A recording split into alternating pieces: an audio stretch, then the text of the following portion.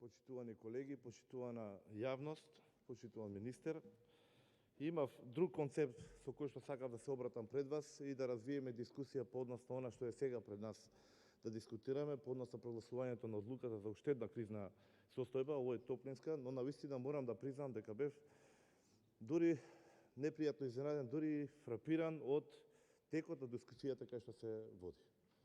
Значи, во услови кога имаме 4 кризи, официјални објавени во сила, ние да се однесуваме дека се е во ред, дека немаме никаков проблем, дури тонот во повеќето од дискутантите по репликите беше дека малтене и завршена е веќе кризата, а имаме директна соочување со неодговорна и неспособна власт. Имаме ситуација во која што државата, институциите комплетно потврлија. Да, се сложувам дека некои состојби се провлекуваат со децении, но не можеме да кажеме дека армија на администрација, институции, министерства, дирекции, ниту една од нив не можеше да укаже што ни следи. Не можеше ни една да ни укаже можеби за пандемијата. Во ред е глобална, светска е. Можеби и за мигрантската криза не можевме навремено да се снајдеме. Ете, се прогласи 2015, како што рековте, имаше одредени активности, се подобри состојбата, се уште трае, никако да ја надминеме. Уште со тоа не се заврши, се разви енергетската криза. Ама за ова имаше укажувања. И јас лично протестирав. Опозицијата беше многу гласна, ни беше вратено дека ние непотребно дигаме джева, дека не знаеме што збориме, дека се е под контрола, дека енергетскиот систем е стабилен, дека нема ништо на повидок. Еве и таа трае. Ние сме уште шака на земји во регионот или малку поширокото соседство кој што само имаме прогласена енергетска криза, која што се уште не знаеме како да излеземе. Понатаму, сега имаме и топлинска криза. Единствени во Европа, единствени во светот. Јас барем не видов уште еден случај тоа да се соочува држава кај што има прогласено криза. Велиме сте направиле дури стратегија за развој на енергетиката, а токму таа не втурна во енергетска и во топлинска криза. Имаме пресушени акумулации, потопен рудник, 5 по смртност во светот, конвои од бегалци како од војна, што идеа по милост кај нашите соседи за вакцина.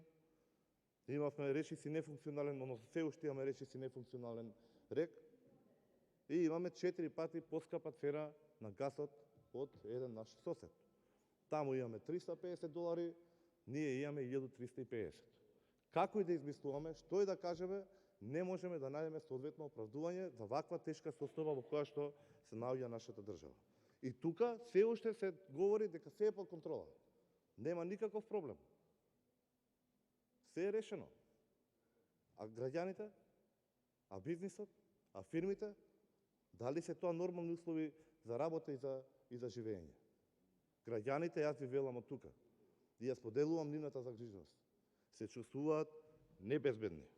Ниту тие, ниту пак јас верувам дека оваа влада има капацитет да не излезе од овие состојби.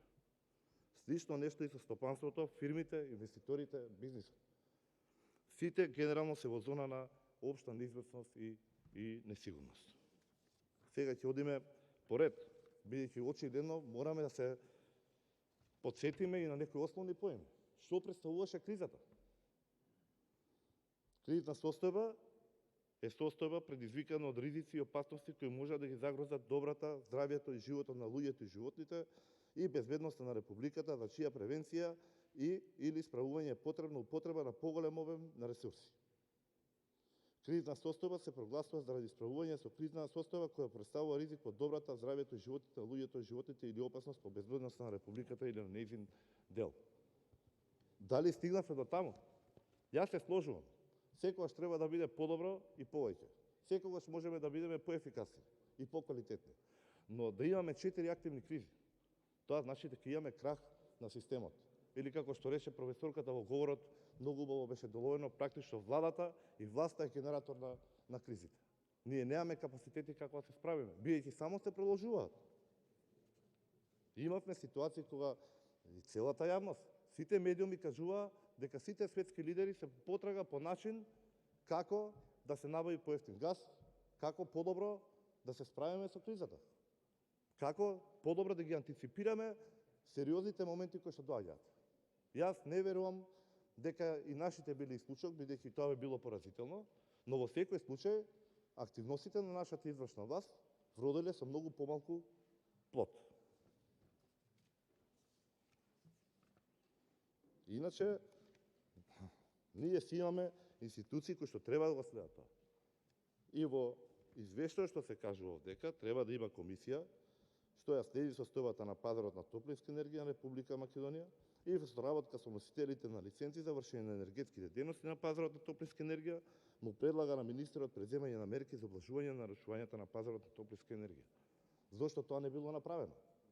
Ова би требало да се одвива најверојатно во истиот период кога Бислимовски имаше јавни изјави пред 2 или 3 месеци дека нема апсолутно никаква потреба од вознемиреност и дека проблеми со парно грејењето во Скопје нема да има, ниту во Македонија некаде. А ќе извадам ако треба изјавата, нема проблем. Исто така ги разделува плановите за постапување во кризна состојба изготвени од операторите и дистрибутивните системи. Но ова е веќе отпоцај од кој ќе настани проблемот. Така да мора да имаме одговорност. Ако веќе сме овдека пред свршен чин и мораме да прогласиме кризна состојба, никој не сака да направи дополнителни проблеми. Секој сака излез од оваа ситуација, но мора да се има одговорност. Па без оглед од кога се случувале тие работи што треба да се повлекуваат чекори. Иначе сега имаме уште една топлинска криза. Убаво се кажа. Значи имаме ситуација криза да се прогласува, тоа е за краток временски период, во ситуација кога веќе ништо не може да се направи, кога се биле свршен чин, треба брзи, квалитетни, ефективни мерки и час поскоро излез од кризата. Ние имаме дополнително сега уште една. Како да не знаевме дека годината има 365 дена, 4 годишни времења и дека 15 април ни е последниот датум за излез од тековната грејна сезона. Ако беше првата топлотна криза кај што набавувавме плин, дали не набавивме доволни количини? Па ќе искочев од кризата. Сега имаме нова ситуација. Сега нема да набавуваме плин, сега ќе ги субвенционираме сметките и ќе ги ставиме таму.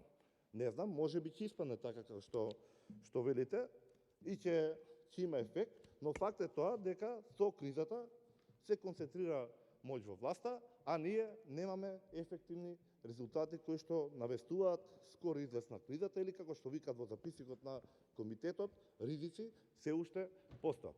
Практично и од оваа криза ние имаме со неефикасни мерки, немаме извештај што било превземено, какви резултати биле, а и зошто би имало, бидејќи ако ги земеме искуството од другите кризи, 1 милиарда евра за ковид кризата тотално неефикасни или со многу мало влијание како што велат експертите, 170 милиони евра потрошени за енергетската криза до сега, се уште сме во криза, 6 милиони потрошени во првата топлотна, еве сега во најава уште 2 милиони дополнителни.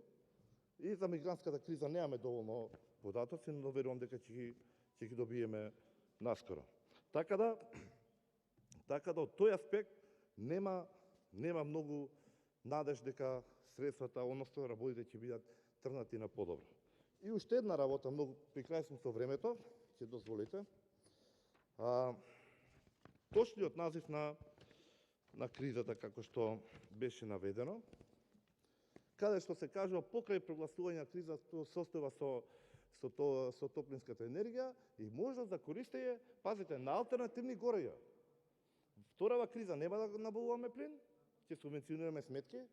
Тето, колку што знам, ќе ми исправите, министер, е исклучувана плин, нема можност. Од каде сега алтернативни горива?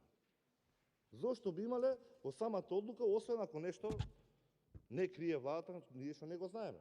Алтернативни горива, биомаса, мазут, РДФ, сите исклучително штетни по здравјето на граѓаните и интенција што имаме нели да ги отргнеме.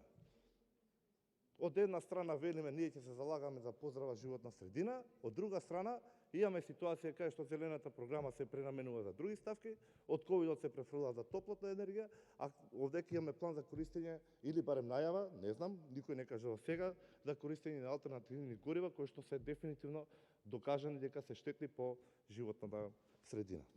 Се надевам дека разумот ќе навладее, дека владата ќе засука ракави и дека ќе успее барем еднашка да ги направи правилните чекори да ни извлече од кризата. Благодарам.